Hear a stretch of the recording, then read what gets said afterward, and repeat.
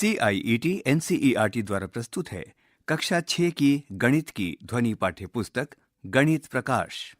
पृष्ठ 242 अध्याय 10 शून्य के दूसरी ओर पूर्णांक अधिक और अधिक संख्याएं। याद कीजिए कि गणित के अध्ययन में हमने सबसे पहले जो संख्याएं सीखीं वे गणन संख्याएं 1, 2, 3, 4 आदि थीं। उसके बाद हमने सीखा कि संख्याएं और भी अधिक हैं। उदाहरण के लिए संख्या शून्य जो कुछ भी नहीं को प्रदर्शित करती है और संख्या 1 से पहले आती है। भारत में और अब संपूर्ण विश्व में भी शून्य का इतिहास बहुत महत्वपूर्ण रहा है। उदाहरण के लिए भारतीय संख्या पद्धति में 0 से 9 तक के 10 अंकों का प्रयोग करके संख्याएं लिखते हैं। ये संख्या पद्धति बड़ी से बड़ी तथा छोटी से छोटी संख्याएं लिखना संभव बना देती है। इसके पश्चात हमने और अधिक संख्याओं के विषय में भी सीखा जो संख्याओं 0, 1, 2, 3, 4 आदि के बीच में स्थित हैं, जैसे 1/2, 3/2 और 13/6। ये भिन्न कहलाती हैं। क्या इसके अतिरिक्त और भी अधिक संख्याएं हैं? 0 एक अतिरिक्त संख्या है जिसके विषय में हम पहले नहीं जानते थे। ये 1 से छोटी संख्या है और इससे पहले भी आती है। क्या संभवतः और भी संख्याएं हैं जो 0 से पहले आती हैं और 0 से छोटी हैं? दूसरे शब्दों में हमने संख्या रेखा पर ध्यान दिया है। यहाँ एक संख्या रेखा का चित्र दिया गया है। यद्यपि ये एक संख्या किरण है जिसे हम ज्यामिति में सीख चुके हैं। ये किरण 0 से आरंभ होती है तथा दाईं तरफ असीमित रूप से बढ़ती जाती है। क्या 0 के बाईं ओर भी संख्याओं का अस्तित्व है जिससे कि संख्या किरण पूर्ण होकर एक सही संख्या रेखा बना सके? इस अध्याय में हम इसी के विषय में जानेंगे। पृष्ठ 243 क्या कोई ऐसी संख्या है जो 0 से छोटी हो? क्या आप ऐसी किसी वस्तु के 0 से कम होने का कोई तरीका सोच सकते हो? 10.1 बेला की मजेदार इमारत। बच्चे बेला के आइसक्रीम कारखाने को देखने और उसकी स्वादिष्ट आइसक्रीम को चखने जाते हैं। बच्चों के लिए कारखाने को और भी रोचक बनाने के लिए बेला ने एक बहुमंजिला इमारत खरीदी और इसे आकर्षणों से भर दिया। उसने इसका नाम बेला की मजेदार इमारत रखा। लेकिन ये सामान्य इमारत नहीं थी। यहाँ दाएं ओर एक चित्र दिया गया है जिसमें बच्चे बेला से आइसक्रीम लेकर पूरा मजा ले रहे हैं। अवलोकन कीजिए कि मजेदार इमारत के कुछ तल भूतल के नीचे हैं। इन तलों पर आपको कौन सी दुकानें देखने को मिलती हैं? वहां भूतल पर क्या है? तलों में ऊपर और नीचे जाने के लिए एक लिफ्ट का उपयोग किया जाता है। इसमें 2 बटन हैं।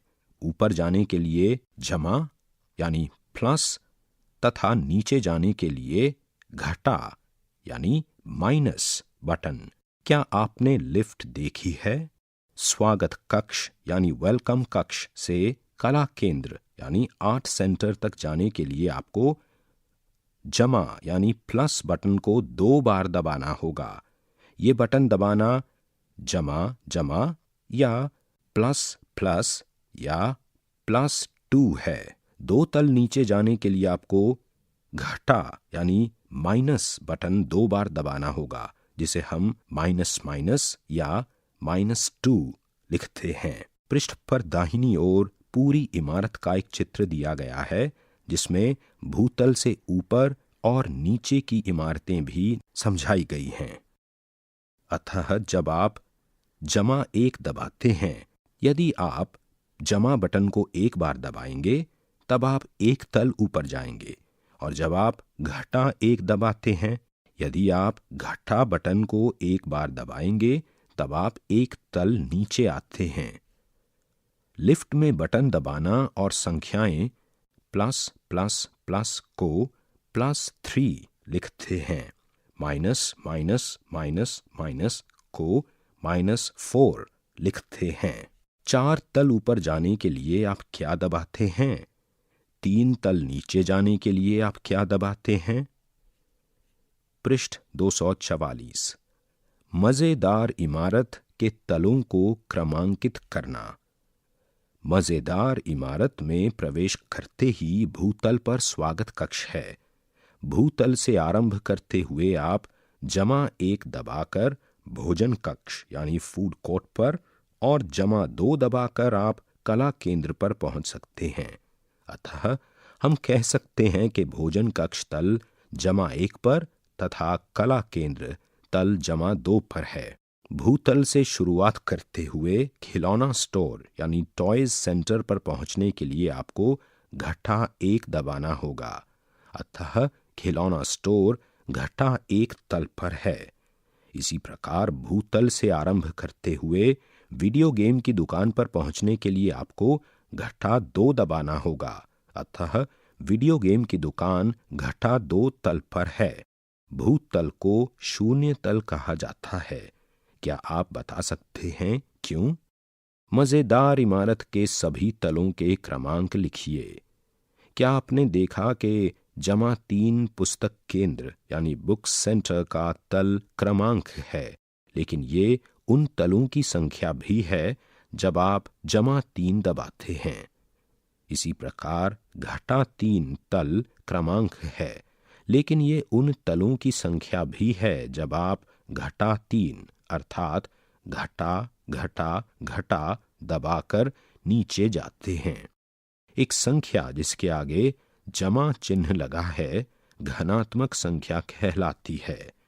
एक संख्या जिसके आगे घटा चिन्ह लगा है ऋणात्मक संख्या कहलाती है। मजेदार इमारत में तल 0 को संदर्भ या प्रारंभिक बिंदु मानकर ऊपर और नीचे के तलों को क्रमांकित किया गया है। भूतल से ऊपर के तलों को घनात्मक संख्याओं से क्रमांकित किया गया है। भूतल से ऊपर जाने के लिए आपको कुछ बार जमा बटन दबाना होगा। भूतल से नीचे के तलों को ऋणात्मक संख्याओं द्वारा क्रमांकित किया गया है। भूतल से नीचे के तलों तक जाने के लिए आपको घटा बटन दबाना होगा। 0 न तो घनात्मक संख्या है और न ही ऋणात्मक संख्या। हम 0 के आगे जमा या घटा चिन्ह नहीं लगाते हैं। गति दर्शाने के लिए भोजन कक्ष से प्रारंभ कीजिए और लिफ्ट में +2 दबाइए। आप कहाँ पहुंचेंगे? इसे हम एक पद के रूप में समझ सकते हैं। पृष्ठ 245। प्रारंभिक तल जमा गति बराबर लक्षित तल। प्रारंभिक तल +1 यानी भोजन कक्ष है और दबाए गए बटनों की संख्या +2 है। अतः आप लक्षित तल यानी +1 +2 बराबर +3 यानी पुस्तक भंडार पर पहुंचते हैं। आइए पता लगाएं। 1 +2 तल से प्रारंभ कीजिए और लिफ्ट में -3 दबाइए। आप कहाँ पहुंचेंगे? इसे पद के रूप में समझाइए। 2 दिए गए पदों को पूर्ण कीजिए। आप प्रारंभ तल जमा मजेदार इमारत में गति के संदर्भ को ध्यान रखते हुए इन्हें पूर्ण कीजिए। ए कोष्ठक में +1 जमा कोष्ठक में +4 बराबर रिक्त स्थान। बी कोष्ठक में +4 जमा कोष्ठक में +1 बराबर रिक्त स्थान। सी कोष्ठक में +4 जमा कोष्ठक में -3 बराबर रिक्त स्थान। डी कोष्ठक में -1 जमा कोष्ठक में +2 बराबर रिक्त स्थान। ई कोष्ठक में -1 जमा कोष्ठक में +1 बराबर रिक्त स्थान। एफ कोष्ठक में 0 जमा कोष्ठक में +2 बराबर रिक्त स्थान। जी कोष्ठक में 0 जमा कोष्ठक में घटा 2 बराबर रिक्त स्थान। 3. विभिन्न तलों से शुरुआत करते हुए तल घटा 5 पर पहुंचने के लिए आवश्यक गतियों को ज्ञात कीजिए। उदाहरण के लिए यदि मैं तल जमा 2 से प्रारंभ करता हूं, मुझे घटा 5 पर पहुंचने के लिए घटा 7 ही दबाना होगा। अतः अभिव्यक्ति कोष्ठक में जमा 2 जमा कोष्ठक में घटा 7 बराबर घटा 5 है। इसी प्रकार घटा 5 पर पहुंचने के लिए अन्य प्रारंभिक स्थितियां और आवश्यक गतियों को ज्ञात कीजिए और पदों को लिखिए। बटन दबाने का संयोजन भी है। गुरमीत खिलौनों की दुकान में था और वो 2 तल नीचे जाना चाहता था, लेकिन गलती से उसने जमा बटन को 2 बार दबा दिया। इसे निरस्त करने के लिए उसने घटा बटन को 3 बार दबा दिया।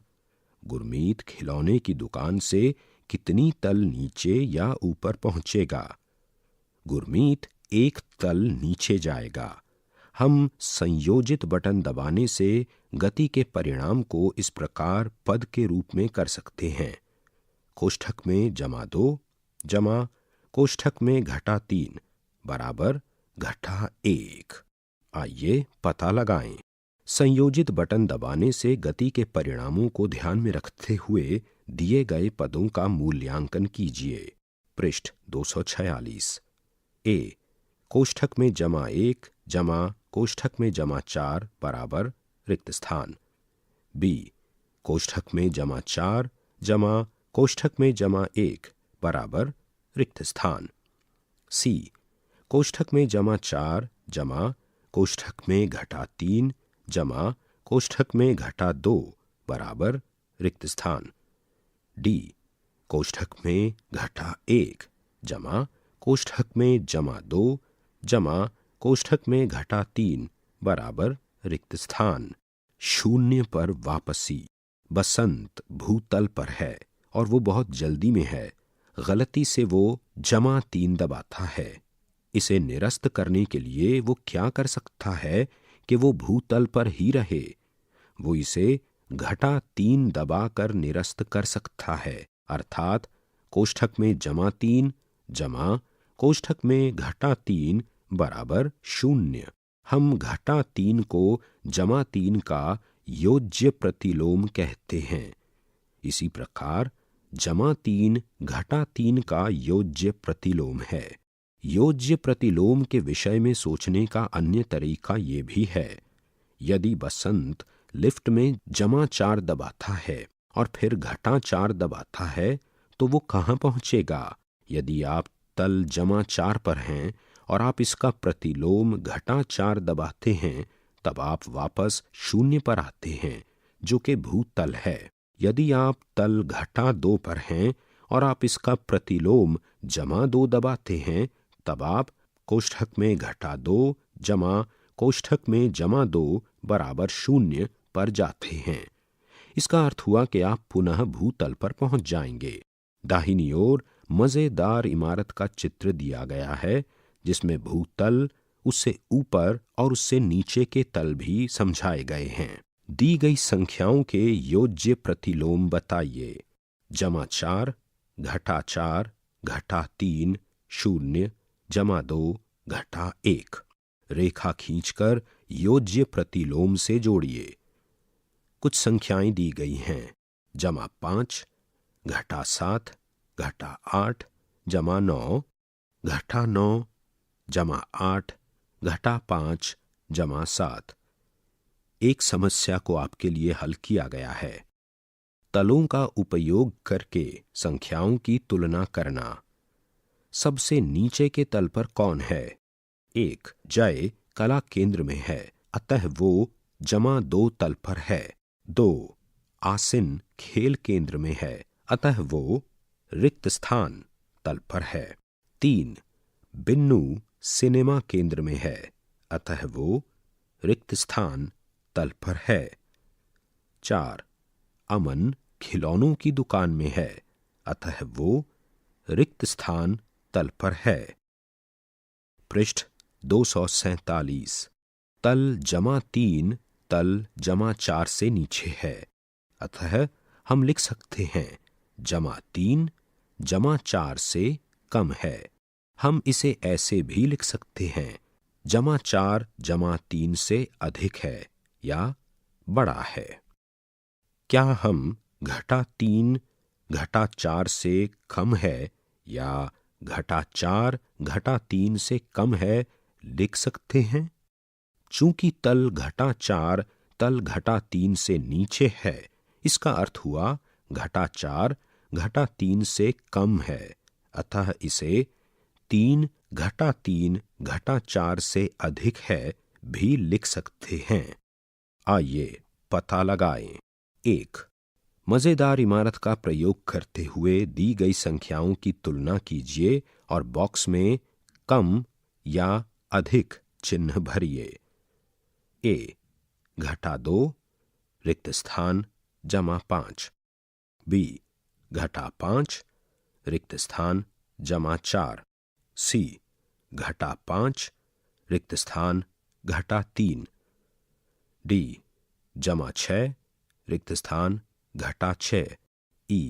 0 रिक्त स्थान -4। F. 0 रिक्त स्थान +4। ध्यान दीजिए कि सभी ऋणात्मक क्रमांक वाले तल शून्य तल यानी भूतल से नीचे हैं, अतः सभी ऋणात्मक संख्याएं शून्य से छोटी हैं। सभी धनात्मक क्रमांक वाले तल शून्य तल यानी भूतल से ऊपर हैं, अतः सभी धनात्मक संख्याएं शून्य से बड़ी हैं। 2. मजेदार इमारत में अधिक तलों की कल्पना कीजिए तथा संख्याओं की तुलना कीजिए। बॉक्स में कम या अधिक भरिए। A.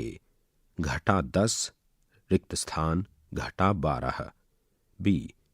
-17 रिक्त स्थान -10। C. 0 रिक्त स्थान -20। D. -9 रिक्त स्थान -9। E. -25 रिक्त स्थान -7। F. -15 रिक्त स्थान -17। 3.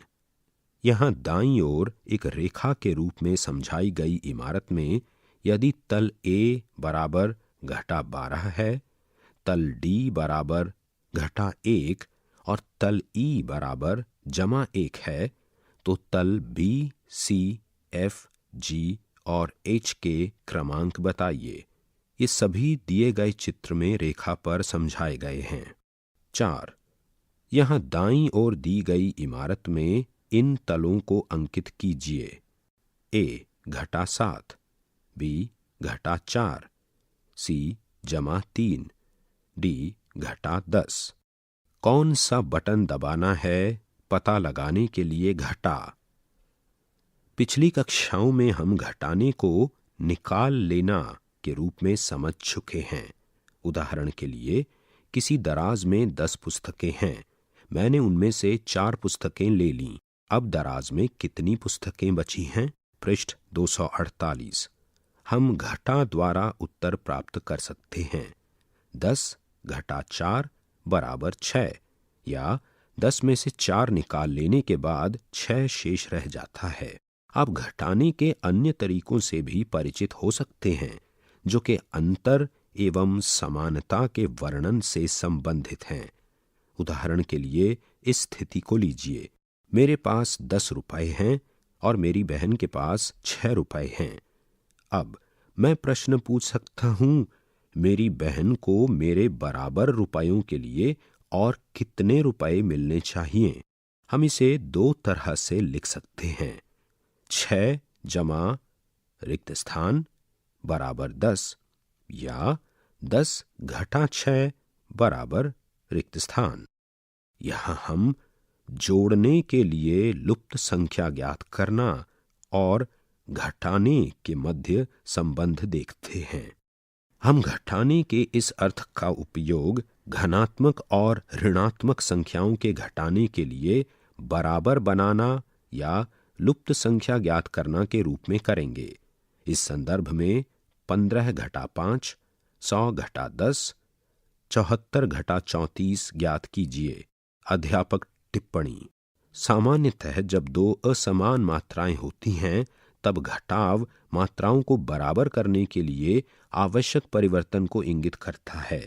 घटाने की प्रक्रिया ये दर्शाती है कि लक्षित मात्रा तक पहुंचने के लिए प्रारंभिक मात्रा में कितना परिवर्तन होना चाहिए। विभिन्न तलों के संदर्भ में प्रारंभिक स्तर से लक्षित स्तर तक पहुंचने में क्या परिवर्तन आवश्यक है। ध्यान दीजिए कि आवश्यक परिवर्तन धनात्मक यानी वृद्धि के लिए एवं ऋणात्मक यानी कमी के लिए हो सकते हैं। आपका प्रारंभिक तल आर्ट सेंटर और लक्षित तल स्पोर्ट्स सेंटर है। आपको कौन सा बटन दबाना चाहिए? आपको 3 तल ऊपर जाना है, अतः आपको -3 दबाना चाहिए। इसमें हम घटा का उपयोग करते हुए एक पद के रूप में लिख सकते हैं, लक्षित तल घटा प्रारंभिक तल बराबर आवश्यक गति। उपरोक्त उदाहरण में प्रारंभिक तल -2 यानी आर्ट सेंटर है और लक्षित तल -5 है। -2 से -5 तक पहुंचने के लिए बटन -3 दबाना है। इसलिए कोष्ठक में -5 घटा कोष्ठक में -2 बराबर कोष्ठक में -3। स्पष्टीकरण। जोड़ और घटाव के मध्य संबंध को याद कीजिए। 3 जमा रिक्त स्थान बराबर 5 में लुप्त संख्या ज्ञात करने के लिए हम घटाव को उपयोग कर सकते हैं। जैसे 5 घटा 3 बराबर 2, तो घटाव जोड़े जाने वाली लुप्त संख्या ज्ञात करने के समान है। पृष्ठ 249। हम जानते हैं कि प्रारंभिक तल जमा आवश्यक गति बराबर लक्षित तल। यदि आवश्यक गति प्राप्त करनी हो तो प्रारंभिक तल जमा रिक्त स्थान बराबर लक्षित तल। अतः हम लिख सकते हैं लक्षित तल घटा प्रारंभिक तल बराबर रिक्त स्थान बराबर आवश्यक गति। कुछ अन्य उदाहरण।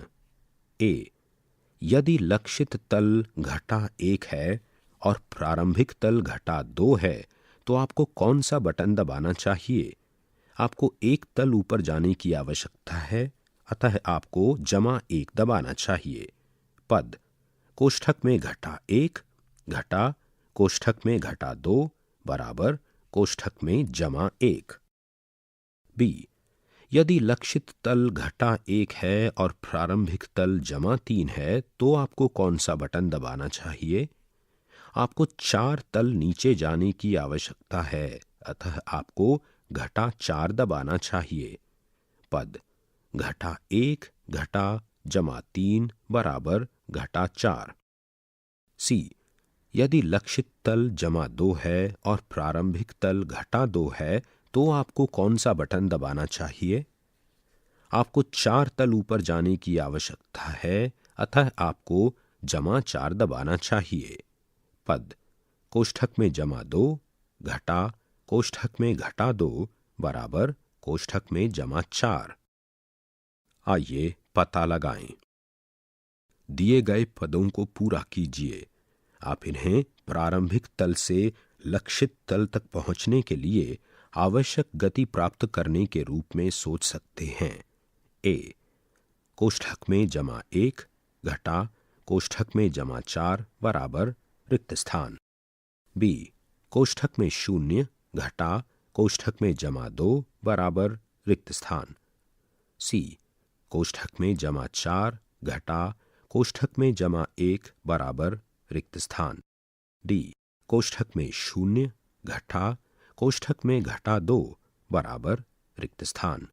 ई, कोष्ठक में -4 घटा कोष्ठक में घटा 3 बराबर रिक्त स्थान। एफ, कोष्ठक में घटा 4 घटा कोष्ठक में घटा 3 बराबर रिक्त स्थान।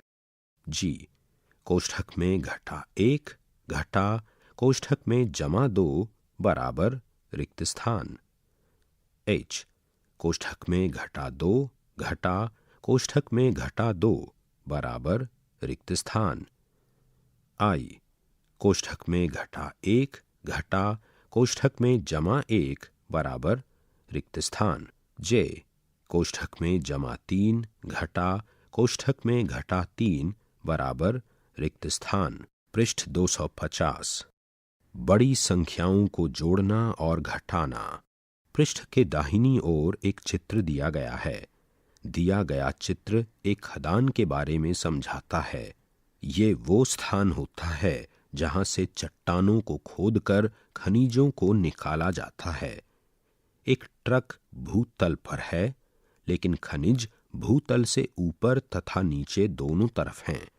यहाँ एक तेज गति से चलने वाली लिफ्ट है जो लोगों और कच्ची धातु को लेकर ऊपर नीचे जाती है। चित्र में कुछ स्तरों को अंकित किया गया है। भूतल को 0 से अंकित किया गया है। भूतल से ऊपर के स्तरों को धनात्मक संख्याओं और भूतल से नीचे के स्तरों को ऋणात्मक संख्याओं से अंकित किया गया है। ये संख्या दर्शाती है कि ये भूतल से कितने मीटर ऊपर या नीचे है। मजेदार इमारत की तरह खदान में प्रारंभिक तल जमा गति बराबर लक्षित तल। उदाहरण के लिए कोष्ठक में -40 जमा कोष्ठक में -60 बराबर -100। कोष्ठक में -90 जमा कोष्ठक में -55 बराबर -145। लक्षित स्तर घटा प्रारंभिक स्तर बराबर आवश्यक गति। उदाहरण के लिए कोष्ठक में -40 घटा कोष्ठक में -50 बराबर -90। कोष्ठक में -90 घटा कोष्ठक में -40 बराबर -130। वहां कितनी ऋणात्मक संख्याएं हैं? बेला की मजेदार इमारत में सिर्फ 6 तल ऊपर तथा 5 तल नीचे थे, अर्थात संख्या -5 से +6। यहाँ चित्र में दिए गए खदान के उदाहरण में हमारे पास -200 से +180 तक संख्याएं हैं, लेकिन हम बड़ी से बड़ी इमारतों और खदानों के विषय में कल्पना कर सकते हैं, जैसा कि धनात्मक संख्याएं +1, +2, +3 आदि बिना अंत के ऊपर की तरफ बढ़ती हैं। इसी प्रकार ऋणात्मक संख्याएं -1, -2, -3 आदि बिना अंत के नीचे की तरफ बढ़ती रहती हैं। 0 सहित धनात्मक और ऋणात्मक संख्याओं को पूर्णांक कहा जाता है। वे 0 के दोनों तरफ बढ़ती हैं, जैसे नीचे से ऊपर आते हुए -3, -2, -1, 0 और फिर ऊपर की ओर +1, +2, +3 आदि। पृष्ठ 251। आइए पता लगाएं। दिए गए पदों को पूरा कीजिए। ए कोष्ठक में -40 जमा रिक्त स्थान बराबर -200। बी कोष्ठक में -40 जमा रिक्त स्थान बराबर -200। सी कोष्ठक में -50 जमा रिक्त स्थान बराबर -200। डी कोष्ठक में -50 जमा रिक्त स्थान बराबर -200। ई कोष्ठक में -200 घटा कोष्ठक में -40 बराबर रिक्त स्थान। एफ कोष्ठक में -200 घटा कोष्ठक में -40 बराबर रिक्त स्थान। जी कोष्ठक में -200 घटा कोष्ठक में -40 बराबर रिक्त स्थान। खदान कूपक यानी शाफ्ट में गति के विषय में सोचकर अपने उत्तर की जांच कीजिए। किन्हीं भी संख्याओं का योग, घटाना और तुलना करना। बड़े पूर्णांकों को जोड़ने और घटाने के लिए हम बड़ी लिफ्ट की कल्पना कर सकते हैं। वास्तव में हम ऐसी लिफ्ट की कल्पना कर सकते हैं जो 0 स्तर से आरंभ हो तथा ऊपर और नीचे की ओर हमेशा के लिए बढ़ाई जा सके, भले ही वहां कोई भवन या खदान न हो, सिर्फ एक अनंत लिफ्ट हो। हम इस कल्पना का प्रयोग पूर्णांकों को जोड़ने या घटाने के लिए कर सकते हैं। उदाहरण के लिए हमें -2000 घटा कोष्ठक में घटा 200 को हल करना है। हम एक ऐसी लिफ्ट की कल्पना कर सकते हैं जो भूतल से 2000 स्तर ऊपर हो तथा 200 तल भूतल से नीचे हो। याद कीजिए कि लक्षित तल घटा प्रारंभिक तल बराबर आवश्यक गति। प्रारंभिक तल घटा 200 से लक्षित तल जमा 2000 की ओर चलने के लिए हमें जमा 2200 यानी जमा 200 शून्य प्राप्त करने के लिए और उसके पश्चात जमा 2000 और अधिक, ताकि हम जमा 2200 प्राप्त कर सकें, दबाना होगा। इसलिए कोष्ठक में जमा 2000 घटा कोष्ठक में घटा 200 बराबर जमा 2200। ध्यान दीजिए, कोष्ठक में जमा 2000 जमा कोष्ठक में जमा 200 भी जमा 2200 होता है। इसी प्रकार की लिफ्ट बनाकर या कल्पना करके दिए गए पदों को ज्ञात करने का प्रयास कीजिए। ध्यान दीजिए कि पृष्ठ में बाईं ओर एक ऐसी ही लिफ्ट का चित्र दिया गया है जो नीचे घटा 1000 तल से होकर शून्य से होते हुए ऊपर जमा 1000 तल तक जाती है। ए घटा 125 जमा कोष्ठक में घटा 30। बी जमा 105 घटा कोष्ठक में घटा 55। सी जमा 105 जमा कोष्ठक में जमा 55। डी जमा 80 घटा कोष्ठक में घटा 150। ई जमा 80 जमा कोष्ठक में जमा 150। एफ घटा 99 घटा कोष्ठक में घटा 200। जी घटा 99 जमा कोष्ठक में जमा 200। एच जमा 1500 घटा कोष्ठक में घटा 1500। पृष्ठ 252। दिए गए उदाहरण में हम समझते हैं कि जमा 2000 घटा कोष्ठक में घटा 200 बराबर जमा 2000 जमा कोष्ठक में जमा 200 बराबर जमा 2200। अन्य शब्दों में एक ऋणात्मक संख्या को घटाना संगत धनात्मक संख्या को जोड़ने के समान है, अर्थात हम ऋणात्मक संख्या के घटा को धनात्मक संख्या के योग से बदल सकते हैं। पिछले अभ्यासों में आपने जो उपरोक्त कार्य किया है, क्या आपने ध्यान दिया कि एक ऋणात्मक संख्या को घटाना उसी संगत धनात्मक संख्या के जोड़ने के समान है? संदर्भ के रूप में ली गई अनंत लिफ्ट पर ध्यान दीजिए। क्या ये आपको संख्या रेखा की याद दिलाती है? किस प्रकार से? संख्या रेखा पर वापसी। हमने इस अध्याय में पीछे जो अनंत लिफ्ट पर ध्यान दिया है वो एक संख्या रेखा की तरह समझाई गई है ना? वास्तव में यदि हम इसे 90 डिग्री पर घुमा दें तो ये एक संख्या रेखा बन जाती है। ये हमें बताती है कि एक किरण रेखा को एक संख्या रेखा में कैसे पूरा करें। इसके साथ ही इस प्रश्न का उत्तर भी देती है जो हमने इस अध्याय के आरंभ में पूछा था। शून्य के बाईं ओर ऋणात्मक संख्याएं घटा 1 घटा 2 घटा 3 आदि लिखते हैं।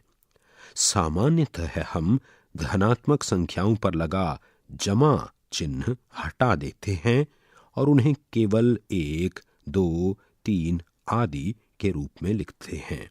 यहाँ आगे एक संख्या रेखा का चित्र दिया गया है जो घटा 10 से शुरू होकर शून्य से होते हुए जमा 10 की ओर जाता है। ये संख्या रेखा दोनों दिशाओं में अनंत रूप से बढ़ रही है। एक लिफ्ट द्वारा संख्या रेखा पर यात्रा करने के बजाय हम इस पर चलने की कल्पना कर सकते हैं। संख्या रेखा पर दाईं ओर धनात्मक यानी आगे तथा बाईं ओर ऋणात्मक यानी पीछे दिशा है। छोटी संख्याएं बड़ी संख्याओं के बाईं ओर लिखी जाती हैं तथा बड़ी संख्याएं छोटी संख्याओं के दाईं ओर लिखी जाती हैं।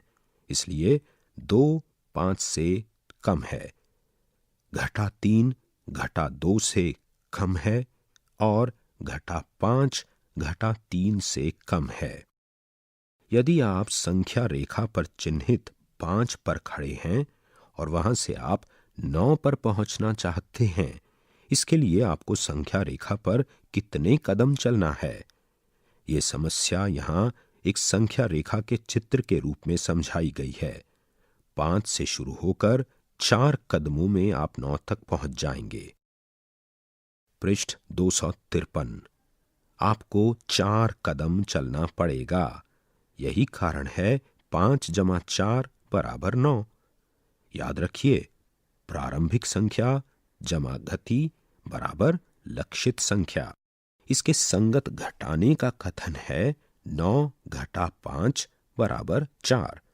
याद रखिए, लक्षित संख्या घटा प्रारंभिक संख्या बराबर आवश्यक गति। अब यदि आप 9 से 3 पर जाना चाहते हैं तो आपको संख्या रेखा पर कितने कदम चलना है? ये भी यहां संख्या रेखा के एक चित्र द्वारा समझाया गया है। आपको 6 कदम पीछे चलना है, अर्थात आपको घटा 6 कदम चलना है। अतः हम लिखते हैं 9 जमा कोष्ठक में घटा 6 बराबर 3। पुनः याद रखिए, प्रारंभिक संख्या जमा गति बराबर लक्षित संख्या। घटाने का संगत कथन है 3 घटा 9 बराबर घटा 6।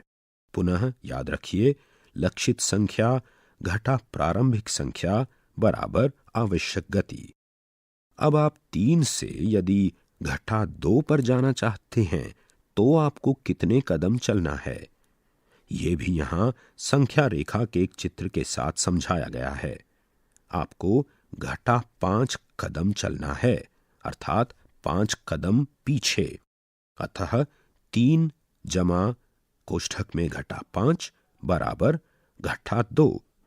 इसके संगत घटाने का कथन है 2 घटा 3 बराबर घटा 5। आइए पता लगाएं। यहां एक संख्या रेखा का चित्र दिया गया है। 1. उपरोक्त संख्या रेखा पर 3 धनात्मक तथा 3 ऋणात्मक संख्याओं को चिन्हित कीजिए। 2. उपरोक्त 3 ऋणात्मक चिन्हित संख्याओं को दिए गए बॉक्स में लिखिए। 3. क्या 2 घटा 3 से अधिक है? क्यों? क्या घटा 2 3 से कम है? क्यों? पृष्ठ 254। 4. हल कीजिए। 1. घटा 5 जमा 0। बी 7 जमा कोष्ठक में घटा 7। सी घटा 10 जमा 20। डी 10 घटा 20। ई 7 घटा कोष्ठक में घटा 7। एफ घटा 8 घटा कोष्ठक में घटा 10। जोड़ और घटा के लिए बिना अंकित की गई संख्या रेखा का प्रयोग। आप उपरोक्त संख्या रेखा का प्रयोग केवल छोटी संख्याओं के योग, घटा एवं तुलना के लिए कर सकते हैं। आप एक काल्पनिक अनंत संख्या रेखा या अचिन्हित संख्या रेखा के प्रयोग से भी उपरोक्त संक्रियाएं हल कर सकते हैं। जैसे यहां एक अचिन्हित संख्या रेखा का चित्र दिया गया है जिसमें सिर्फ 0 ही अंकित है। ये रेखा सिर्फ 0 की स्थिति को बताती है। इसमें अन्य संख्याओं को अंकित नहीं किया गया है। पूर्णांकों के जोड़ और घटा के लिए इस अचिन्हित संख्या रेखा का उपयोग करना सुविधाजनक है। आप संख्या रेखा पर संख्याएं अंकित करने के लिए अपनी कल्पना के अनुसार कोई पैमाना ले सकते हैं और इससे संख्याओं की स्थितियां अंकित कर सकते हैं। उदाहरण के लिए ये अचिन्हित संख्या रेखा यानी अनमार्क्ड नंबर लाइन UNL योग के प्रश्न को दर्शाती है। कोष्ठक में जमा 85 जमा कोष्ठक में घटा 60 बराबर रिक्त स्थान। इसे इस अचिन्हित संख्या रेखा पर समझाया गया है। तब हम कल्पना कर सकते हैं कि 85 जमा कोष्ठक में घटा 60 बराबर 25। यहां दी गई अचिन्हित संख्या रेखा यानी UNL एक घटाने की समस्या को समझाती है। इसे लुप्त परिशिष्ट संख्या से संबंधित समस्या के रूप में भी लिखा जा सकता है। कोष्ठक में घटा 100 घटा कोष्ठक में जमा 250 बराबर रिक्त स्थान, या 250 जमा रिक्त स्थान बराबर घटा 100। इसे यहां दी गई अचिन्हित संख्या रेखा से समझाया गया है। हम इस समस्या से समझ सकते हैं कि रिक्त स्थान बराबर घटा 350। इस तरह आप धनात्मक और ऋणात्मक संख्याओं के साथ जोड़ और घटा के प्रश्नों को कागज पर या अपने मस्तिष्क में एक अचिन्हित संख्या रेखा का उपयोग करके हल कर सकते हैं। पृष्ठ 255। अचिन्हित संख्या रेखा का उपयोग कर यहां दिए पदों को पूर्ण कीजिए। ए घटा 125 जमा कोष्ठक में घटा 30। बी जमा 105 घटा कोष्ठक में घटा 55। सी जमा 80 घटा कोष्ठक में घटा 150। डी घटा 99 घटा कोष्ठक में घटा 200। दाहिनी ओर संख्या रेखा का एक चित्र भी दिया गया है। घटा को जोड़ तथा जोड़ को घटा में बदलना। याद कीजिए, लक्षित तल घटा प्रारंभिक तल बराबर आवश्यक गति, या लक्षित तल बराबर प्रारंभिक तल जमा आवश्यक गति। यदि हम 2 से प्रारंभ करते हैं और घटा 3 पर पहुंचना चाहते हैं तो हमें कितनी गति की आवश्यकता है? पहला तरीका, संख्या रेखा को समझने पर हमें पता चलता है कि हमें घटा 5 यानी पीछे की दिशा में 5 बढ़ना है। इसलिए घटा 3 घटा 2 बराबर घटा 5 है। अतः आवश्यक गति घटा 5 है। दूसरा तरीका, 2 से घटा 3 की यात्रा को 2 भागों में बांटते हैं। ए 2 से 0 गति है 0 घटा 2 बराबर घटा 2। बी 0 से घटा 3 गति है घटा 3 घटा 0 बराबर घटा 3।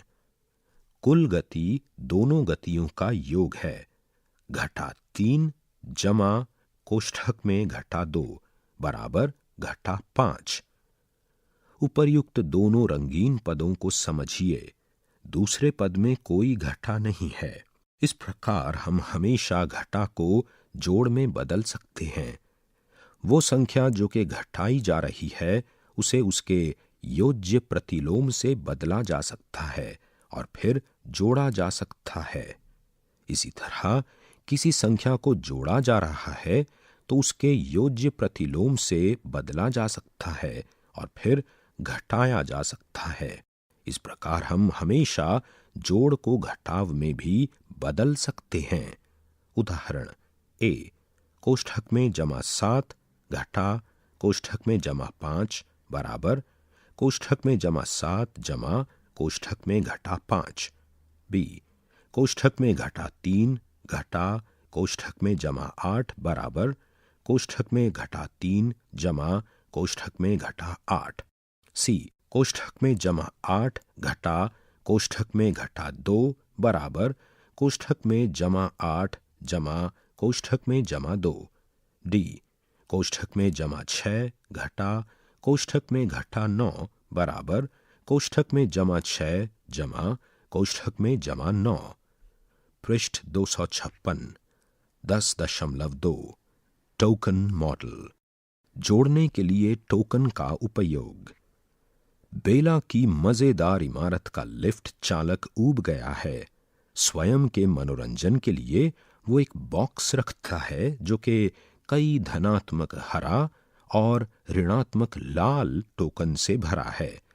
हर बार जब वो जमा बटन दबाता है वो एक धनात्मक हरा टोकन बॉक्स से उठाकर उसे अपनी जेब में रखता है। इसी तरह प्रत्येक बार जब वो घटा बटन दबाता है वो एक ऋणात्मक लाल टोकन उठाकर अपनी जेब में रखता है। वो अपनी खाली जेब के साथ भूतल से प्रारंभ करता है।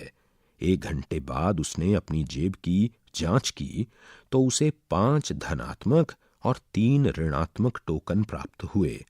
बताइए अब वो किस तल पर है? उसने जमा को 5 बार तथा घटा को 3 बार दबाया होगा और कोष्ठक में जमा 5 जमा कोष्ठक में घटा 3 बराबर जमा 2। अतः अब वो जमा 2 तल पर है। यहां गणना करने का अन्य तरीका भी दिया गया है, जैसे जमा के 5 धनात्मक टोकन ऊपर हरे रंग की पंक्ति में, घटा के 3 ऋणात्मक टोकन नीचे लाल रंग की पंक्ति में। एक धनात्मक टोकन और एक ऋणात्मक टोकन एक दूसरे को रद्द कर देते हैं और इस जोड़े का मान 0 हो जाता है। ये चित्र में समझाया भी गया है। उसकी जेब में इन 2 टोकन का अर्थ था कि उसने क्रमशः एक बार जमा दबाया और एक बार घटा दबाया, जो कि एक दूसरे को रद्द कर देते हैं। हम कह सकते हैं कि एक धनात्मक और एक ऋणात्मक टोकन एक 0 जोड़ा बनाते हैं। जब आप सभी 0 जोड़ों को हटा देते हैं तब आपके पास 2 धनात्मक टोकन बचते हैं। अतः कोष्ठक में जमा 5 जमा कोष्ठक में घटा 3 बराबर जमा 2। हम टोकन के उपयोग से इस प्रकार के अन्य जोड़ भी कर सकते हैं। उदाहरण, जमा 5 और घटा 8 को जोड़िए। ये यहां नीचे दिए चित्र में समझाया गया है। ऊपर की पंक्ति में 5 धनात्मक हरे टोकन हैं और नीचे की पंक्ति में 8 ऋणात्मक लाल टोकन। पृष्ठ 257। चित्र से हम समझते हैं कि 5 0 जोड़े हम हटा सकते हैं और हमारे पास घटा 3 बचता है। इसलिए कोष्ठक में जमा 5 जमा कोष्ठक में घटा 8 बराबर घटा 3। आइए पता लगाएं। 1. टोकन का उपयोग करते हुए जोड़ को पूरा कीजिए। ए कोष्ठक में जमा 6 जमा कोष्ठक में जमा 4। बी कोष्ठक में घटा 3 जमा कोष्ठक में घटा 2। सी कोष्ठक में जमा 5 जमा कोष्ठक में घटा 7। डी कोष्ठक में घटा 2 जमा कोष्ठक में जमा 6। 2. यहां दिए गए टोकन युग्म में से 0 युग्म को निरस्त यानी रद्द कीजिए। प्रत्येक स्थिति में लिफ्ट चालक कौन से तल पर है? प्रत्येक स्थिति में संगत धनात्मक कथन क्या होगा? ए यहां 2 पंक्तियों में टोकन हैं। पहली पंक्ति में 3 हरे टोकन, दूसरी पंक्ति में 5 लाल टोकन। बी यहां 2 पंक्तियों में टोकन हैं। पहली पंक्ति में 6 हरे टोकन, दूसरी पंक्ति में 3 लाल टोकन। टोकन के उपयोग द्वारा घटाना। हम ये समझ चुके हैं कि धनात्मक टोकन और ऋणात्मक टोकन के साथ पूर्णांकों का जोड़ कैसे करते हैं। हम टोकन का उपयोग करके घटा भी कर सकते हैं। उदाहरण, आइए घटाएं। कोष्ठक में जमा 5 घटा कोष्ठक में जमा 4। ये करना सरल है। परिणाम के लिए 5 धनात्मक में से 4 धनात्मक निकाल लेते हैं।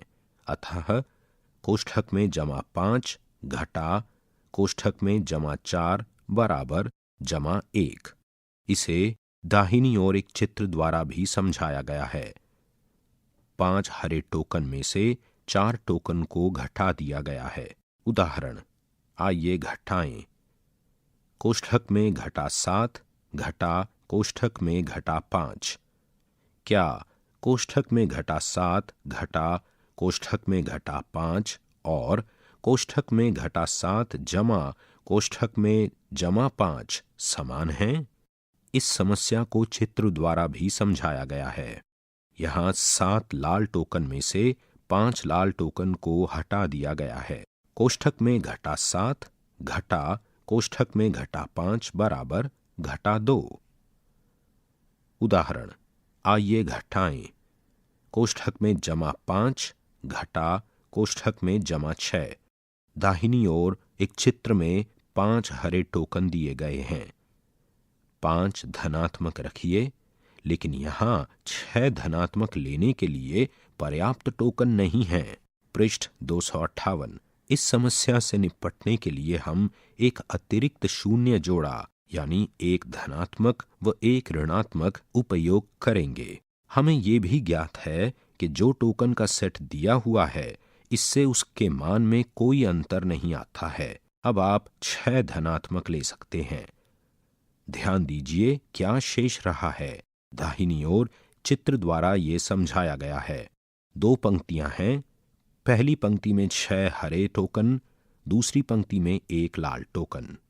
अतः कोष्ठक में जमा 5 घटा कोष्ठक में जमा 6 बराबर घटा 1। आइए पता लगाएं। 1। टोकन का उपयोग करके यहां दिए अंतरों का मूल्यांकन कीजिए। ये भी जांचिए कि आपको वही परिणाम मिलता है जो अब आप अन्य तरीकों से जानते हैं। घटाव को पूरा कीजिए। ए कोष्ठक में जमा 10 घटा कोष्ठक में जमा 7। बी कोष्ठक में घटा 8 घटा कोष्ठक में घटा 4। सी कोष्ठक में घटा 9 घटा कोष्ठक में घटा 4। डी कोष्ठक में जमा 9 घटा कोष्ठक में जमा 12। ई कोष्ठक में घटा 5 घटा कोष्ठक में घटा 7। एफ कोष्ठक में घटा 2 घटा कोष्ठक में 6। 2 घटाव को पूरा कीजिए। ए कोष्ठक में घटा 5 घटा कोष्ठक में घटा 7। बी कोष्ठक में जमा 10 घटा कोष्ठक में जमा 13। सी कोष्ठक में घटा 7 घटा कोष्ठक में घटा 9। डी कोष्ठक में जमा 3 घटा कोष्ठक में जमा 8।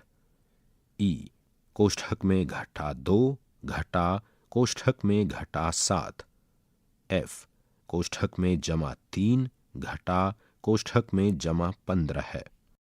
उदाहरण कोष्ठक में जमा 4 घटा कोष्ठक में घटा 6। 4 धनात्मक के साथ आरंभ करते हैं। ये दाहिनी ओर एक चित्र द्वारा समझाया गया है। हमें इनमें से 6 ऋणात्मक लेने हैं, लेकिन यहां पर्याप्त ऋणात्मक नहीं है। ऐसा करने में कोई समस्या नहीं है। इसके लिए हम कुछ शून्य जोड़े रखते हैं, क्योंकि इससे दिए गए टोकनों के सेट के मान में कोई परिवर्तन नहीं होगा। लेकिन कितने शून्य जोड़े? हमें 6 ऋणात्मक लेने हैं, अतः हम 6 शून्य जोड़ों को रखते हैं। एक चित्र द्वारा ये समझाया गया है। 2 पंक्तियां हैं। पहली पंक्ति में 10 हरे टोकन हैं, दूसरी पंक्ति में 6 लाल टोकन। अब 6 ऋणात्मक ले लेते हैं। ये एक चित्र द्वारा समझाया गया है। अतः कोष्ठक में जमा 4 घटा कोष्ठक में घटा 6 बराबर जमा 10। पृष्ठ 259। आइए पता लगाएं। 1 घटाने का प्रयास कीजिए। घटा 3 घटा कोष्ठक में जमा 5। आपको कितने शून्य के जोड़े रखने होंगे? इसका परिणाम क्या होगा? 2 टोकन का उपयोग करते हुए इनका मूल्यांकन कीजिए। ए कोष्ठक में घटा 3 घटा कोष्ठक में जमा 10। बी कोष्ठक में जमा 8 घटा कोष्ठक में घटा 7। सी कोष्ठक में घटा 5 घटा कोष्ठक में जमा 9।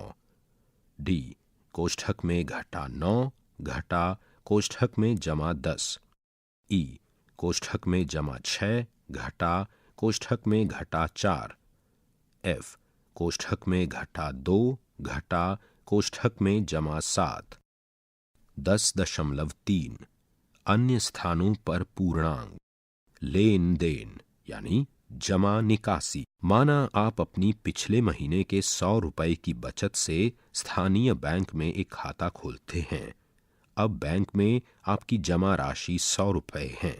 अगले दिन आप 60 रुपए कमा लेते हैं और बैंक में जमा करा देते हैं।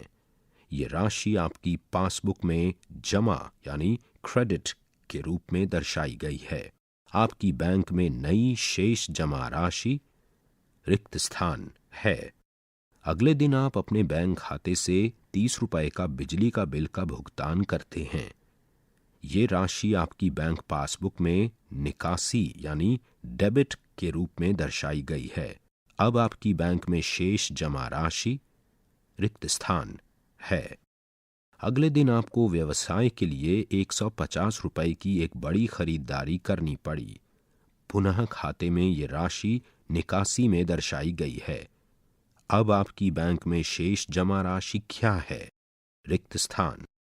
क्या ये संभव है? हाँ, कुछ बैंक अस्थायी रूप से आपकी जमा राशि को ऋणात्मक होने की अनुमति देते हैं। यदि आपकी जमा राशि ऋणात्मक होती है तो बैंक ब्याज या शुल्क के रूप में कुछ अतिरिक्त शुल्क लेते हैं। पिछले दिन की आपकी बड़ी खरीदारी की रणनीति से आपके व्यवसाय में अगले दिन की आय 200 रुपए थी। पृष्ठ 260। अब आपकी शेष जमा राशि क्या है? रिक्त स्थान। आप जमा राशि को धनात्मक तथा निकासी को ऋणात्मक संख्याओं के रूप में सोच सकते हैं। आपकी कुल जमा यानी धनात्मक संख्या और निकासी यानी ऋणात्मक संख्या का योग आपके बैंक खाते में कुल शेष जमा राशि है। ये धनात्मक या ऋणात्मक में से कोई भी हो सकती है। सामान्यतः आपको बैंक खाते में धनात्मक योग राशि रखने का प्रयास करना चाहिए। आइए पता लगाएं। 1. माना आप 0 रुपए के साथ अपना बैंक खाता खोलते हैं। इसके पश्चात आप उसमें 30 रुपए, 40 रुपए और 50 रुपए जमा करवाते हैं और 40 रुपए, 50 रुपए और 60 रुपए की निकासी करते हैं। अब आपके बैंक खाते में कितनी जमा राशि शेष है? 2. माना आप 0 रुपए के साथ अपना बैंक खाता खोलते हैं और अपने उसी खाते में से 1 रुपया, 2 रुपए, 4 रुपए, 8 रुपए, 16 रुपए, 32 रुपए, 64 रुपए और 128 रुपए निकाल लेते हैं। इसके पश्चात आप एक बार में 256 रुपए जमा कर देते हैं। अब आपके बैंक खाते में कितनी जमा राशि शेष है? 3. आपके बैंक खाते में प्रायः धनात्मक जमा राशि अधिक अच्छी क्यों मानी जाती है? ऐसी कौन सी परिस्थितियां हो सकती हैं जिनके तहत अस्थायी रूप से ऋणात्मक यानी निकासी शेष जमा राशि सार्थक हो सकती है? जैसा कि आप समझ सकते हैं, 0 के साथ साथ धनात्मक और ऋणात्मक संख्याएं बैंकिंग और लेखांकन के क्षेत्र में अत्यंत उपयोगी हैं। भूगोलीय प्रतिच्छेद। हम भूगोलीय विशेषताओं जैसे पर्वत, पठार और रेगिस्तान आदि की ऊंचाई समुद्र तल से आरंभ करके नापते हैं। समुद्र तल पर ऊंचाई 0 मीटर होती है। समुद्र तल से ऊपर की ऊंचाई धनात्मक तथा उससे नीचे की गहराई को ऋणात्मक संख्याओं से प्रदर्शित करते हैं। आइए पता लगाएं। 1. भौगोलिक प्रतिच्छेद को देखते हुए उनकी संबंधित ऊंचाइयां लिखिए। यहां A, B, C, D, E, F, G 7 खाली बॉक्स आपके उत्तर के लिए दिए गए हैं। पृष्ठ 261।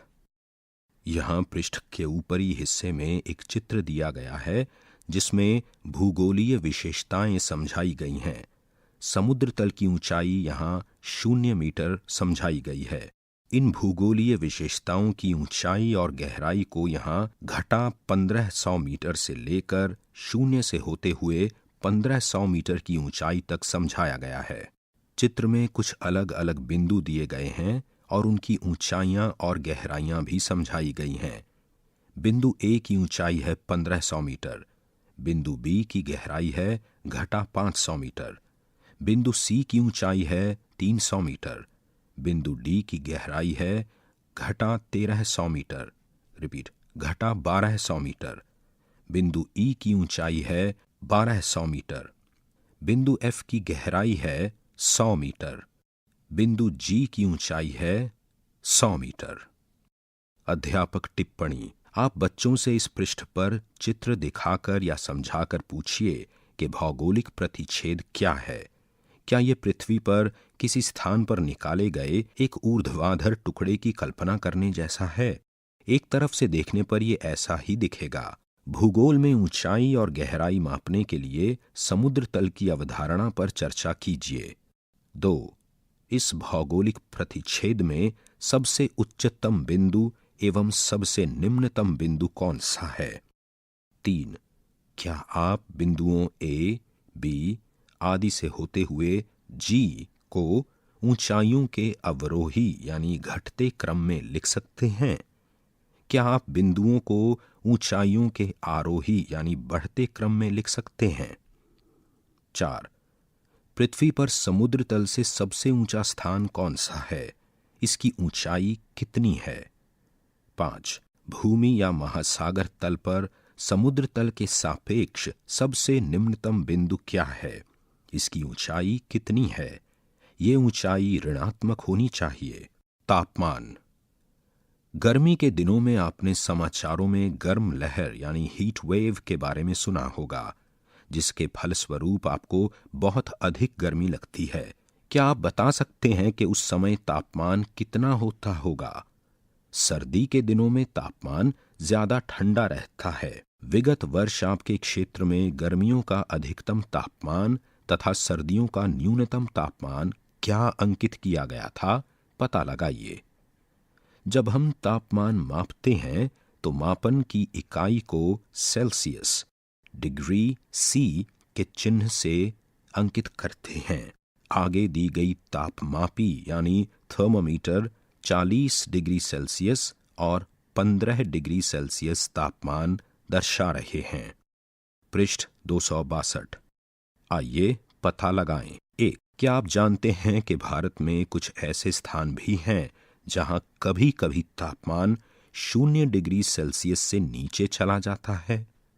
भारत में ऐसे स्थानों का पता लगाइए जहां तापमान सामान्यतः कई बार 0 डिग्री सेल्सियस से भी नीचे पहुंच जाता है। इन स्थानों में क्या समानता है? अन्य स्थानों की तुलना में यहां अधिक ठंड क्यों होती है? 2. लद्दाख के लेह क्षेत्र में सर्दी के समय अत्यधिक ठंड हो जाती है। नीचे दी गई सारणी को समझिए। ये लेह के नवंबर माह के एक दिन के विभिन्न समयों के तापमान को समझाती है। साथ ही दिन और रात के सही समय के साथ संबंधित तापमान का मिलान कीजिए। पहली सारणी में तापमान दिया गया है, दूसरी में समय। तापमान 14 डिग्री सेल्सियस सुबह के 2 बजे। तापमान 8 डिग्री सेल्सियस रात 11 बजे। तापमान घटा 2 डिग्री सेल्सियस दोपहर 2 बजे। तापमान घटा 4 डिग्री सेल्सियस सुबह 11 बजे।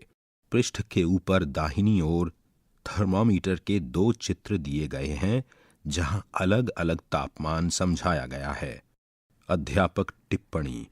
आप विद्यार्थियों के साथ तापमापी एवं उससे तापमान कैसे मापते हैं इस पर चर्चा कीजिए। कक्ष में तापमापी लेकर आइए तथा गर्म एवं ठंडे पानी का तापमान मापकर विद्यार्थियों को दिखाइए।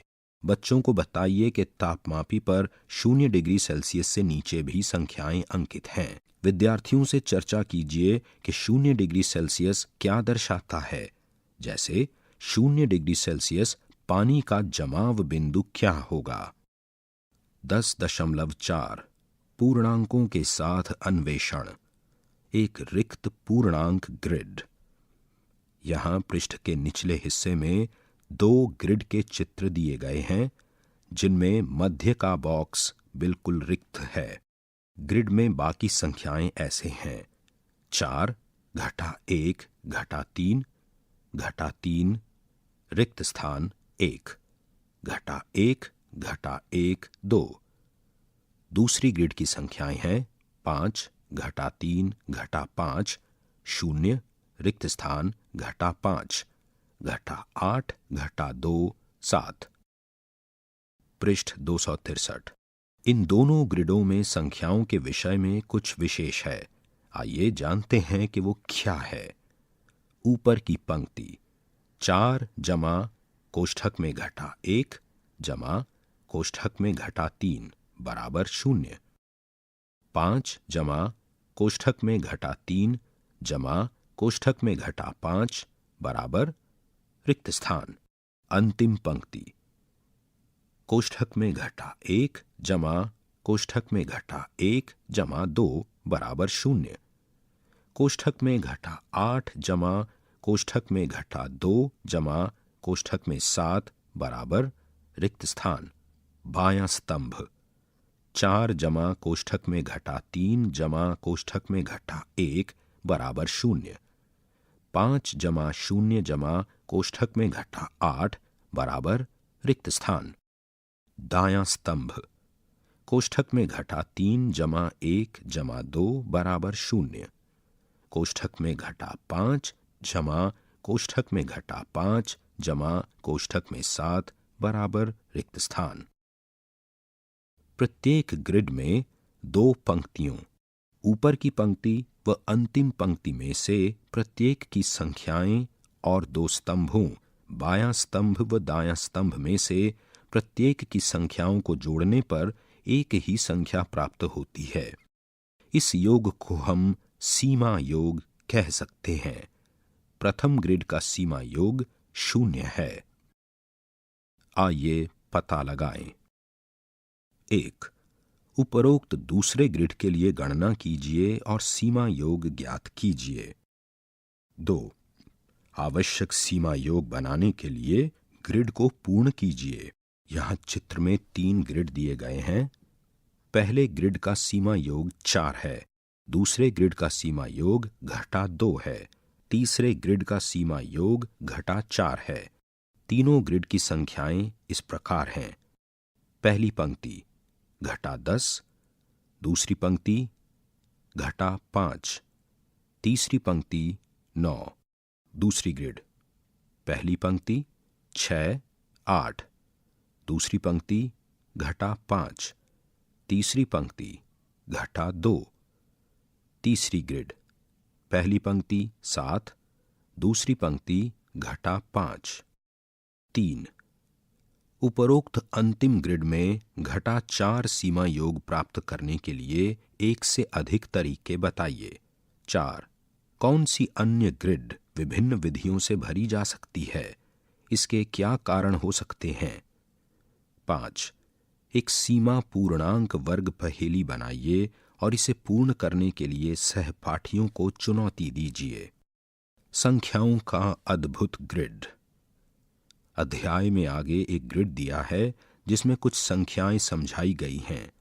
दिए गए चरणों का तब तक अनुसरण कीजिए जब तक कोई संख्या शेष न रह जाए।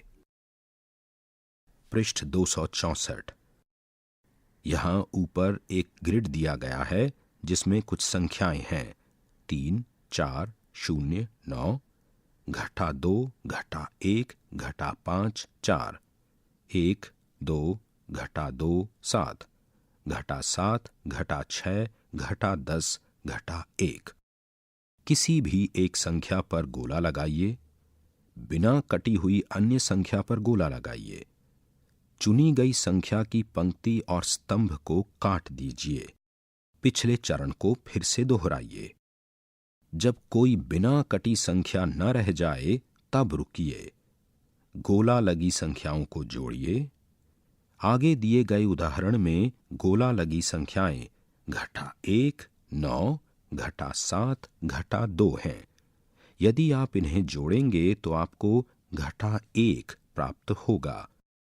ये प्रक्रिया यहां 4 चित्रों द्वारा समझाई गई है। आइए पता लगाएं। 1. पुनः प्रयास कीजिए। इस बार अलग संख्याएं चुनिए। आपको इन संख्याओं का क्या योग प्राप्त हुआ? क्या ये पहले से भिन्न है? कुछ और बार प्रयास कीजिए। 2. यहां दी गई ग्रिड के साथ भी इसी तरह का खेल खेलिए। आप क्या उत्तर प्राप्त करते हैं? यहाँ दो अलग अलग ग्रिड दिए गए हैं जिनकी संख्याएं हैं 7, 10, 13, 16, घटा 2, 1, 4, 7, घटा 11, घटा 8, घटा 5, घटा 2, घटा 20, घटा 7, घटा 14, घटा 11। दूसरी ग्रिड की संख्याएं घटा 11, घटा 10, घटा 9, घटा 8, घटा 7, घटा 6, घटा 5, घटा 4, घटा 3, घटा 2, घटा 1, 0, 1, 2, 3, 4। 3। इन ग्रिडों में क्या विशेष हो सकता है? क्या संख्याओं में जादू है या इन्हें व्यवस्थित करने के तरीके में जादू है या दोनों में है? क्या आप ऐसे और ग्रिड बना सकते हैं? पृष्ठ 265। आइए पता लगाएं। 1। दिए गए युग्मों के बीच सभी पूर्णांकों को बढ़ते क्रम में लिखिए।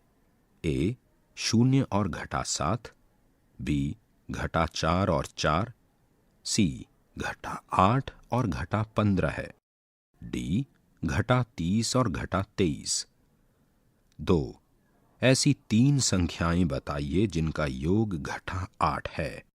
3। यहां 2 पासे हैं जिनके फलकों पर संख्याएं समझाई गई हैं। घटा 1, 2, घटा 3, 4, घटा 5, 6। इन पासों को उछालने पर सबसे छोटा संभावित योग घटा 10 बराबर कोष्ठक में घटा 5 जमा कोष्ठक में घटा 5 है और सबसे बड़ा संभावित योग 12 है बराबर कोष्ठक में 6 जमा कोष्ठक में 6 है। इन 2 पासों पर संख्याओं को जोड़ने से कोष्ठक में घटा 10 और कोष्ठक में जमा 12 के बीच की कुछ संख्याएं प्राप्त करना संभव नहीं है। ऐसी संख्याओं का पता लगाइए। 4। इन्हें हल कीजिए। यहां एक सारणी में 2 पंक्तियों में कुछ संख्याएं दी गई हैं। पहली पंक्ति 8 घटा 13, कोष्ठक में घटा 8 घटा कोष्ठक में 13, कोष्ठक में घटा 13 घटा कोष्ठक में घटा 8, कोष्ठक में घटा 13 जमा कोष्ठक में घटा 8। दूसरी पंक्ति 8 जमा कोष्ठक में घटा 13, कोष्ठक में घटा 8 घटा कोष्ठक में घटा 13, कोष्ठक में 13 घटा 8, 13 घटा कोष्ठक में घटा 8। 5। इनके वर्ष ज्ञात कीजिए। 1। वर्तमान वर्ष से 150 वर्ष पूर्व कौन सा वर्ष था? रिक्त स्थान। बी। वर्तमान वर्ष से 2200 वर्ष पूर्व कौन सा वर्ष था? रिक्त स्थान। संकेत याद रखिए कि कोई शून्य वर्ष नहीं था। सी। 680 ईसा पूर्व से 320 वर्ष बाद कौन सा वर्ष होगा? रिक्त स्थान। 6। दिए गए अनुक्रम को पूरा कीजिए। ए। कोष्ठक में घटा 40, कोष्ठक में घटा 34, कोष्ठक में घटा 28, कोष्ठक में घटा 22, रिक्त स्थान, रिक्त स्थान, रिक्त स्थान। बी। 3, 4, 2, 5, 1, 6, 0, 7, रिक्त स्थान, रिक्त स्थान, रिक्त स्थान। सी। रिक्त स्थान, रिक्त स्थान, 12, 6, 1, कोष्ठक में घटा 3, कोष्ठक में घटा 6, रिक्त स्थान, रिक्त स्थान, रिक्त स्थान, रिक्त स्थान। 7। यहां 6 पूर्णांक कार्ड हैं। कोष्ठक में जमा 1, कोष्ठक में जमा 7, कोष्ठक में जमा 18, कोष्ठक में घटा 5, कोष्ठक में घटा 2, कोष्ठक में घटा 9। आप इनमें से किसी भी कार्ड का चयन कर सकते हैं तथा जोड़ और घटा के उपयोग द्वारा एक पद बनाइए। यहां एक पद है। कोष्ठक में जमा 18 जमा कोष्ठक में जमा 1 घटा कोष्ठक में जमा 7 घटा कोष्ठक में घटा 2, जिसका मान कोष्ठक में जमा 14 है। दिए गए कार्ड से एक से अधिक कार्ड का चयन कीजिए और एक पद बनाइए जिसका मान कोष्ठक में घटा 30 के आसपास हो। पृष्ठ 266। 8. दो धनात्मक पूर्णांकों का योग सदैव धनात्मक होता है, लेकिन एक धनात्मक पूर्णांक घटा धनात्मक पूर्णांक धनात्मक या ऋणात्मक हो सकता है। आप इनके विषय में क्या कह सकते हैं? ए. धनात्मक घटा ऋणात्मक। बी. धनात्मक जमा ऋणात्मक। सी. ऋणात्मक जमा ऋणात्मक। डी. ऋणात्मक घटा ऋणात्मक। ई. ऋणात्मक घटा धनात्मक। एफ. ऋणात्मक जमा धनात्मक। 9. इस लड़ी में 100 टोकन हैं जो एक विशेष पैटर्न में व्यवस्थित किए गए हैं। इस लड़ी का मान क्या है? यहाँ चित्र में एक लड़ी समझाई गई है जिसमें लाल और हरे रंग के टोकन हैं। लाल टोकन ऋणात्मक और हरे टोकन धनात्मक हैं। 10.5 एक चुटकी इतिहास। सामान्य भिन्नों की तरह सामान्य पूर्णांकों यानी शून्य और ऋणात्मक संख्याओं सहित की कल्पना और प्रयोग एशिया में पहली बार हजारों वर्ष पूर्व किया गया था। इसके पश्चात आधुनिक समय में ये अंततः संपूर्ण विश्व में फैल गए। ऋणात्मक संख्याओं के उपयोग का पहला ज्ञात उदाहरण लेखांकन के संदर्भ में है। चीन के सर्वाधिक गणितीय कार्यों में से चैप्टर्स ऑन मैथमेटिकल का अध्याय 9 जिनज़ैंग सुआनशु है, जो प्रथम या द्वितीय शताब्दी ईस्वी तक पूरा हो गया था। इस अध्याय में धनात्मक और ऋणात्मक संख्याएं लाल एवं काली छड़ी द्वारा दर्शाई गई थीं, ठीक उसी तरह जैसे हमने उन्हें लाल और हरे टोकन का उपयोग करके दर्शाया था। प्राचीन काल में भारत में भी लेखांकन की संस्कृति अत्यंत व्यापक थी। कौटिल्य ने अपने अर्थशास्त्र में लगभग 300 ईसा पूर्व जमा यानी क्रेडिट और निकासी यानी डेबिट की अवधारणा के बारे में विस्तार से लिखा था। इसमें यह मान्यता भी सम्मिलित थी कि खाता शेष ऋणात्मक हो सकता है। लेखांकन के संदर्भ में ऋणात्मक संख्याओं का स्पष्ट उपयोग कई प्राचीन भारतीय कार्यों में देखा जाता है, जिसमें वर्ष 300 ईस्वी के आसपास की बकशाली पांडुलिपि भी सम्मिलित है। इस पांडुलिपि में ऋणात्मक संख्या को एक विशेष प्रतीक का उपयोग करके संख्या के पश्चात रखा जाता था, न कि संख्या से पहले, जैसा कि हम वर्तमान समय में करते हैं। ब्रह्मगुप्त ने 628 ईस्वी में अपनी पुस्तक ब्रह्मस्फुट सिद्धांत में पहली बार धनात्मक संख्याओं, ऋणात्मक संख्याओं और शून्य का प्रयोग एक समान रूप में जमा, घटा, गुणन और विभाजन के लिए भी किया। पृष्ठ 267। ब्रह्मगुप्त ने स्पष्ट रूप से धनात्मक, ऋणात्मक और शून्य के लिए कई आवश्यक नियम दिए। इन नियमों ने आधुनिक गणित हेतु मार्ग प्रशस्त किया, जिसे हम वर्तमान समय में प्रयोग में ला रहे हैं। ब्रह्मगुप्त के धनात्मक संख्याओं, ऋणात्मक संख्याओं तथा शून्य के जोड़ने एवं घटाने के कुछ मुख्य नियमों का वर्णन यहाँ दिया गया है। ब्रह्मगुप्त के योग के लिए नियम। ब्रह्मस्फुट सिद्धांत 18.30 628 ईस्वी। 1. दो धनात्मकों का योग धनात्मक होता है, जैसे 2 + 3 = 5। 2. दो ऋणात्मकों का योग ऋणात्मक होता है।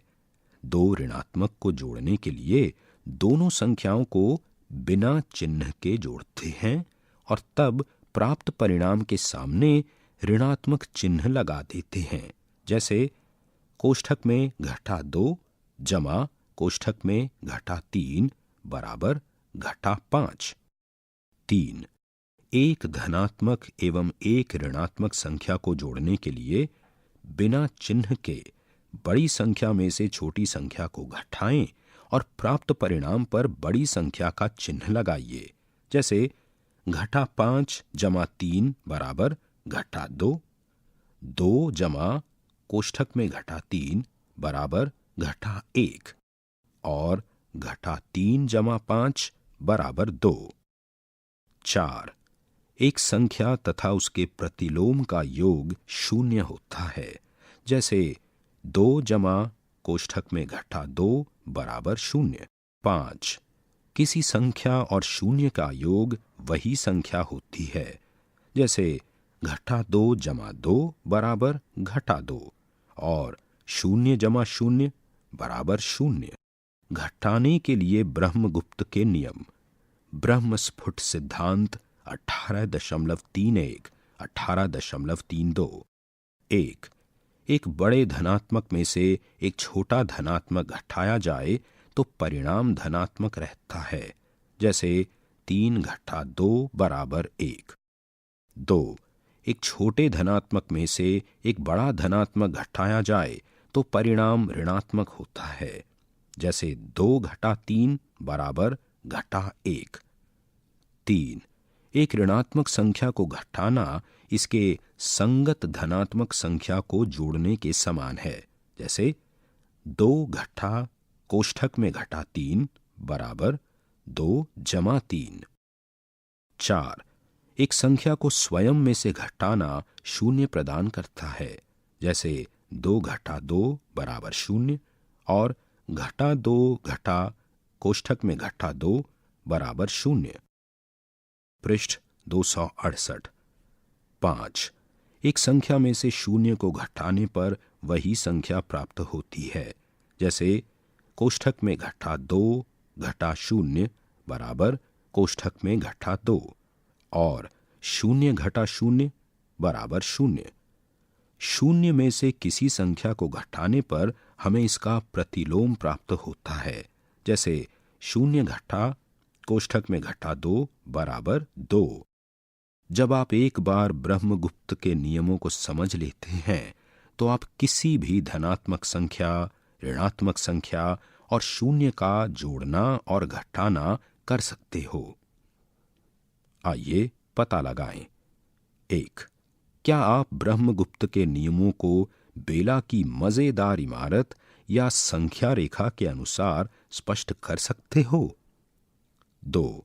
प्रत्येक नियम के लिए स्वयं के उदाहरण दीजिए।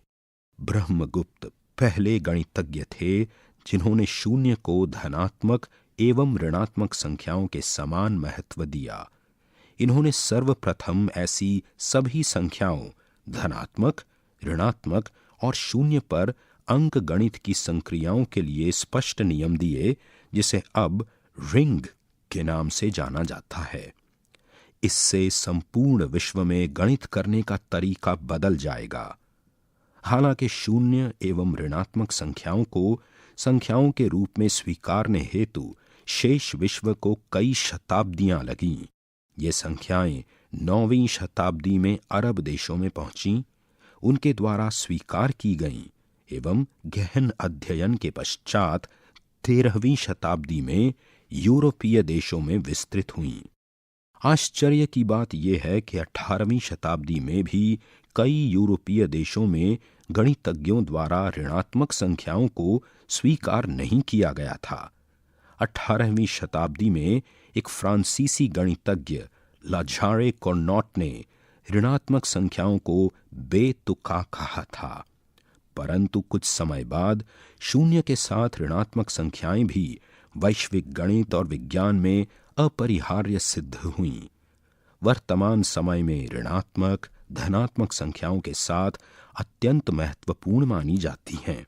जैसा कि वर्ष 628 ईस्वी में ब्रह्मगुप्त ने बहुत स्पष्ट रूप से इन्हें अनुशंसित किया था। सभी संख्याओं पर अंकगणितीय नियमों के अमूर्त रूपों ने बीज गणित के आधुनिक विकास का मार्ग प्रशस्त किया, जिसके विषय में हम भविष्य की कक्षाओं में पढ़ेंगे। पृष्ठ 269। सारांश।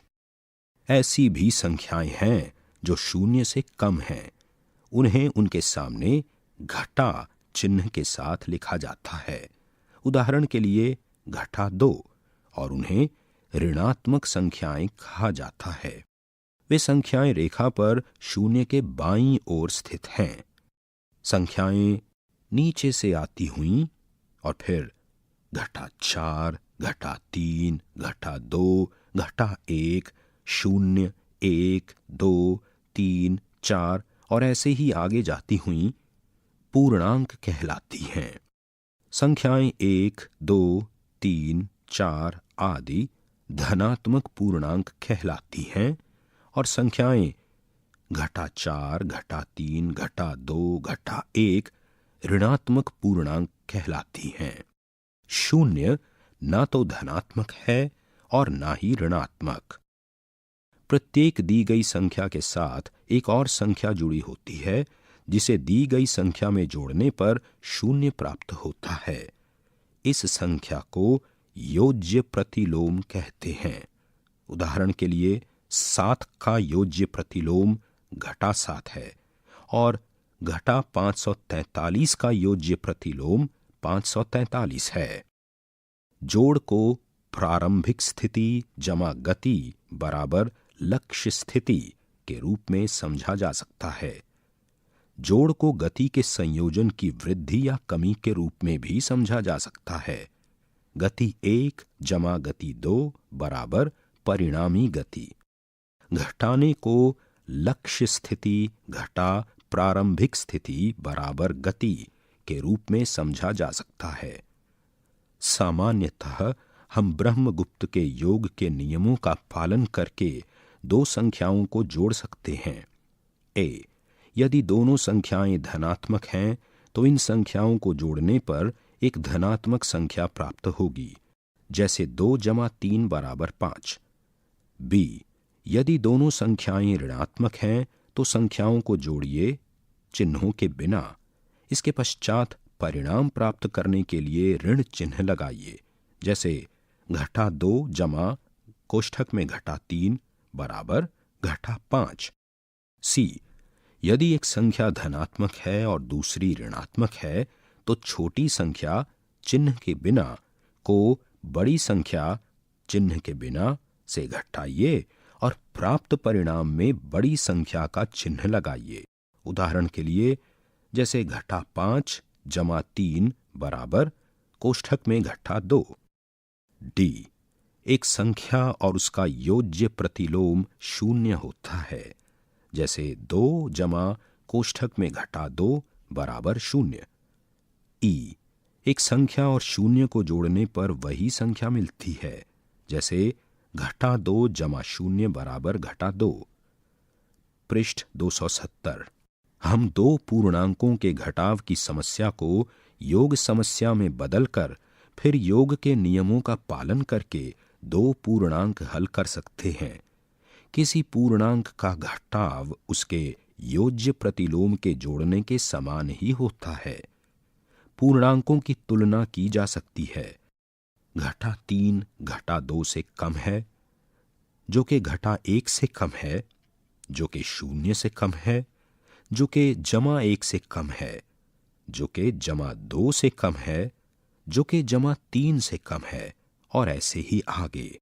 छोटी संख्याएं संख्या रेखा पर बड़ी संख्याओं के बाईं ओर होती हैं। हम धनात्मक और ऋणात्मक संख्याओं को जमा यानी क्रेडिट और निकासी यानी डेबिट के रूप में भी व्याख्यायित कर सकते हैं। हम धनात्मक संख्याओं को संदर्भ बिंदु से ऊपर की दूरी के रूप में भी व्याख्या कर सकते हैं। इसी तरह ऋणात्मक संख्याओं की संदर्भ बिंदु से नीचे की दूरी के रूप में व्याख्या की जा सकती है। ध्यातव्य है कि तापमान मापन को भी धनात्मक और ऋणात्मक रूप में अंकित किया जाता है। जब हम तापमान को डिग्री सेल्सियस में मापते हैं तो जल के हिमांक से ऊपर का तापमान धनात्मक तापमान एवं पानी के हिमांक से नीचे का तापमान ऋणात्मक कहलाता है। पृष्ठ 271। पूर्णांक सांप सीढ़ी। नियम: ये दो खिलाड़ियों का खेल है। प्रत्येक खिलाड़ी के पास एक मोहरा होता है। दोनों खिलाड़ी 0 से खेलना आरंभ करते हैं। खिलाड़ी जीतने के लिए घटा 50 या जमा 50 तक पहुंच सकते हैं, लेकिन खेल से पूर्व या खेलते समय निश्चित करने की आवश्यकता नहीं होती है। प्रत्येक खिलाड़ी एक ही समय में 2 पासे फेंकता है। एक पासे पर जमा 1 से जमा 6 तक की संख्याएं होती हैं और दूसरे पासे पर घटा 1 से घटा 6 तक की संख्याएं होती हैं। 2 पासों के प्रत्येक उछाल के पश्चात खिलाड़ी उन्हें किसी भी क्रम में जोड़ या घटा सकता है और फिर परिणाम को इंगित करने वाले चरणों को आगे बढ़ा सकता है। धनात्मक परिणाम का अर्थ है जमा 50 की ओर बढ़ना और ऋणात्मक परिणाम का अर्थ होगा घटा 50 की ओर बढ़ना। ये खेल यहां एक चित्र के रूप में समझाया गया है।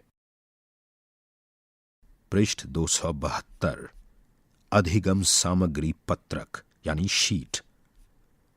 पृष्ठ 273 यहां इस पूरे पृष्ठ पर डॉट ग्रिड दिए गए हैं।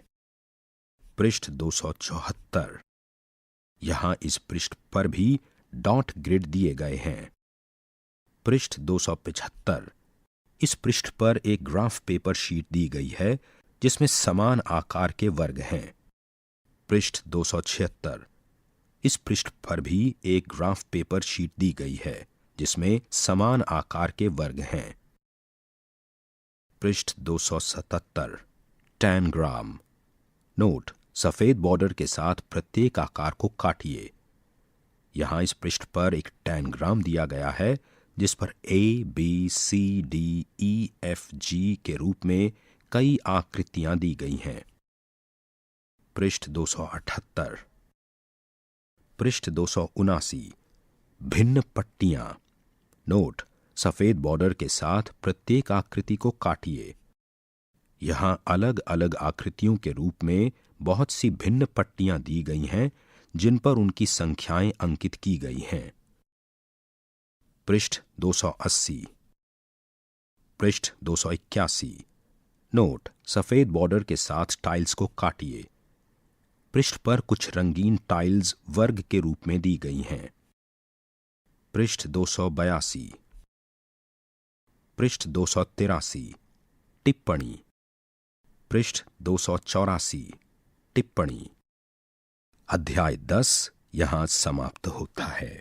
अभी आप सुन रहे थे कक्षा 6 की ध्वनि पाठ्य पुस्तक गणित प्रकाश।